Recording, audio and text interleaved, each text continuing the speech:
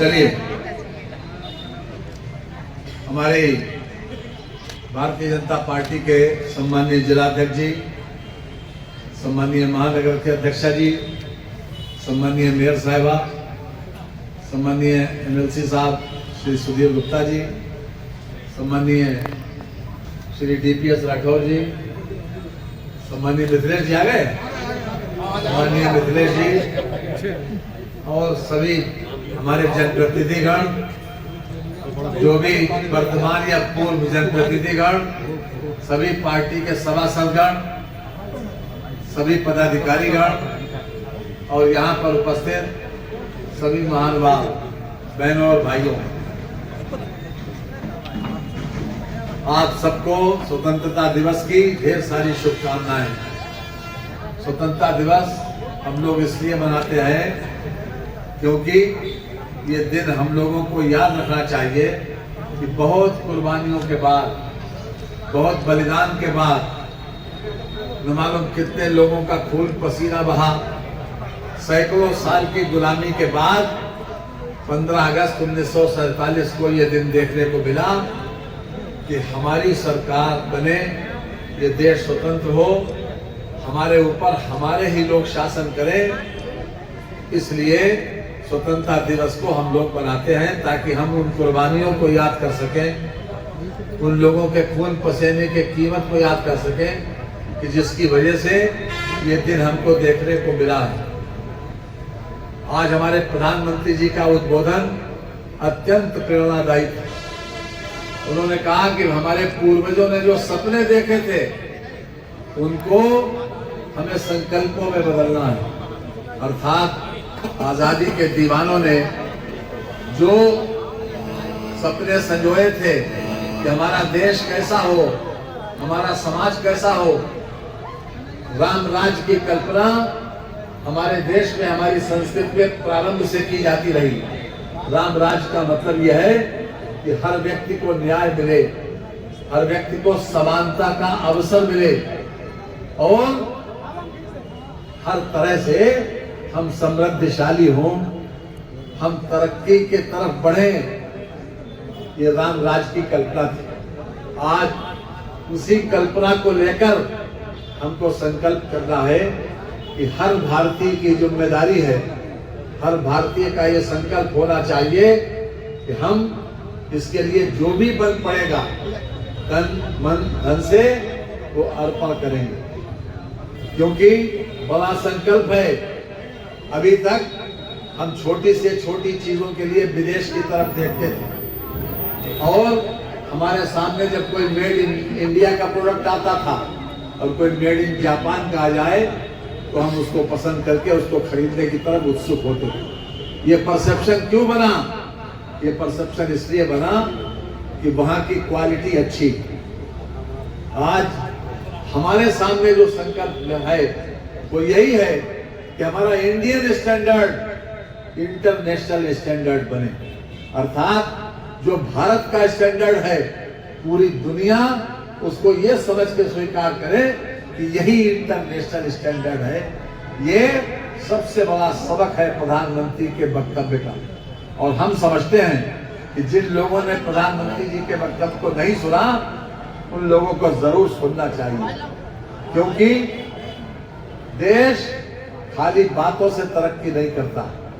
देश पसीना मांगता है, देश कर्तव्य परायणता मांगता है। देश ये चाहता है कि जो लोग जिम्मेदार पदों पे बैठे हैं, जो जिम्मेदार संस्थाएं हैं, चाहे वो ब्लॉक हो, चाहे वो नगर पंचायत हो, नगर पालिका परिषद हो, महानगर हो, नगर निगम हो या ब्लॉक हो, असेंबली हो, पार्लियामेंट हो, विधान परिषद हो, जितनी भी संस्थाएं हैं, लगभग 3 लाख जनप्रतिनिधि हैं जिन लोगों को ये जिम्मेदारी दी गई कि वो जनप्रतिनिधि के रूप में अपनी जिम्मेदारी का निर्वहन करें।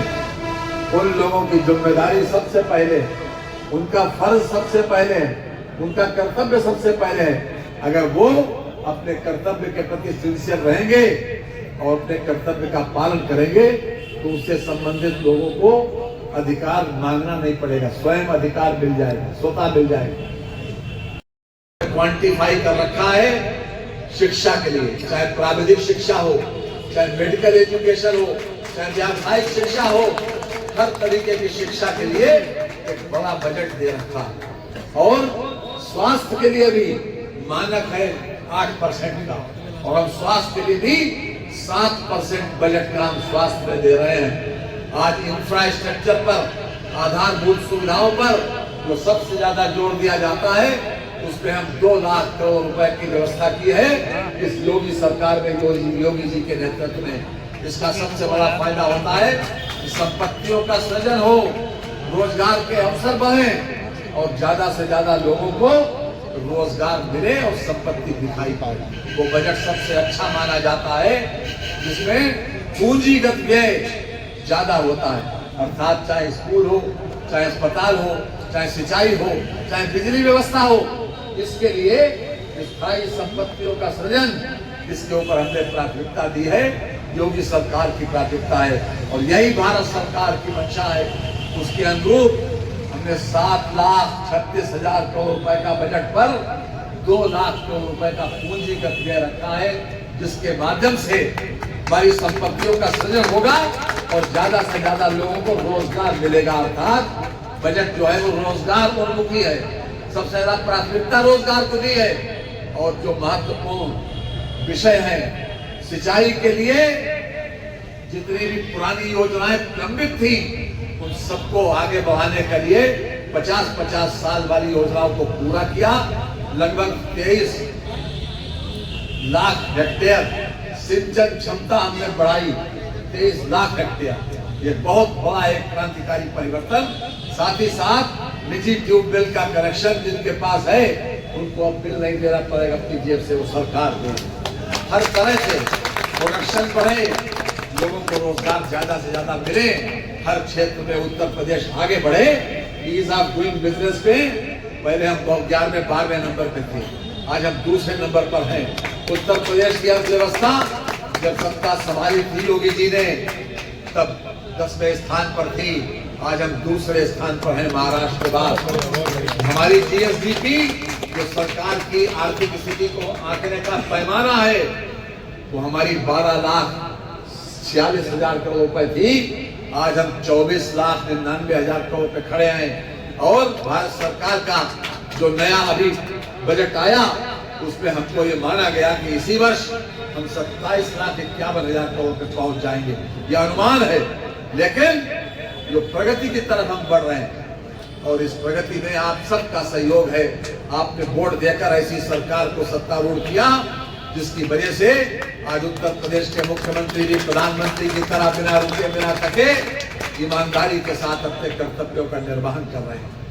ऐसे शासक देश और दुनिया में मुश्किल से मिलते हैं। इसलिए इन लोगों को मजबूत करना, इनको आगे बढ़ाना, इनके सपनों को साकार करना, इसमें उत्तर प्रदेश को भी आगे बढ़ाना और देश को भी आगे बढ़ाना, मैं समझता हूँ कि आज के इस मौके पर यही सबसे बड़ा संकल्प होगा। हम अपने पूर्वजों को याद करें, उनको श्रद्धांजलि दें, उन लोगों को याद करें जिन्होंने गुलामी की जंजीरों से मुक्ति दिलाने के लिए हर तरह से खून पसीना बहाया, अपनी जान की कुर्बानी दी। ऐसे लोगों को नमन करते हुए, और खास तौर से उन लोगों को नमन करते हैं जो विपरीत परिस्थितियों में भी सीमाओं की रक्षा करने के लिए मुस्तैदी से अपने ड्यूटी को निर्वहन कर रहे हैं और अपनी जान को खतरे में डालकर हमारी सबकी सुरक्षा कर रहे हैं। आज ऐसे लोगों को हम याद करते हैं। और याद रखिए, संविधान के आर्टिकल 51 में हमारी 11 ड्यूटीज दी हैं। अगर हम ड्यूटीज का पालन करेंगे तो निश्चित रूप से अपने कर्तव्यों का पालन करने में उससे संबंधित लोगों को अपने आप अधिकार मिल जाएगा। इसे बार बार इसी को दोहराना चाहिए। अधिकारों की बात सब करते हैं, लेकिन अगर कर्तव्य पूरी तरीके से हम करने लगे तो उससे संबंधित लोग अपने आप अधिकार पा जाएंगे। आज के इस अवसर पर आप सबको बहुत बहुत बधाई देते हैं, शुभकामनाएं देते हैं कि आने वाला दिन, महीना और साल आप सबके लिए बहुत खुशगवार हो, बहुत खुशनुमा हो। बहुत बहुत धन्यवाद सभी जनप्रतिनिधियों को। अब जो भी भाई तुमने जलेबी और समोसा मंगाया बंटवा दो, आप भागना मत, कोशिश यह है कि सबको मिल जाए।